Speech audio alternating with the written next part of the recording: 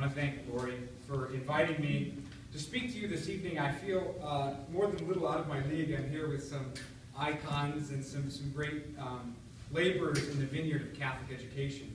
And I'm just sort of a lowly seminarian. But I will say that I'm a seminarian who is quite passionate about Catholic education. And have myself, as Lori indicated, had quite a bit of time in Catholic schools. The first few years of education were at Traverse City St. Francis. And then my family moved back to Leelanau County, where I'm from. And I spent the next 10 years at Lake Leelanau St. Mary's. If you're not familiar with Lake Leelanau St. Mary's, it's a parish of about 350 families that has had a Catholic school for 125 years. And still maintains a Catholic high school in that small community. And I graduated from that school in 2000 with 11 other students. Not too much different than St. Michael's starting class. From St. Mary's, I went on to the University of Detroit Mercy, a Catholic college, on a full-ride scholarship. And I'm telling you that to toot my own horn, but just to indicate to you and to destroy any myths that going to a small Catholic school in some way hinders your future opportunities. I have a sister who is an all-American forensic speaker and a little brother who's in med school.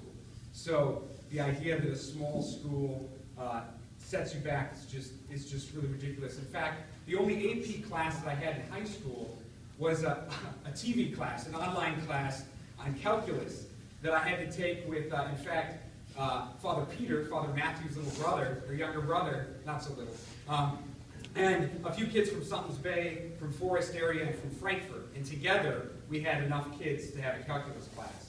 So that was my only AP class. And then when I went on to University of Detroit Mercy, I met all sorts of kids that had AP classes, and I found that, for the most part, they just thought they were a lot smarter than they were. And so they were up for a surprise when they got to college, and it's tough. And it really doesn't matter. As long as you have a firm foundation, you'll make it just fine. I graduated from the University of Detroit Mercy with a degree in electrical engineering, and then went on to work for General Electric GE Aviation Division for 6 years as a software engineer, and then went back to Catholic school in the form of seminary for the last 3 years, which puts me at slightly over 20 years of Catholic education.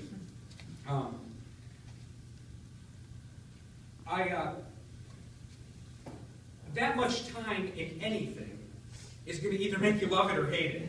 And I can firmly say, without hesitation, that my Catholic education was one of the greatest gifts that I've ever been given. And it's not just a gift that helps me. It is truly, as someone looking forward to the priesthood, one of the strongest assets that our church has in forming the culture in the future.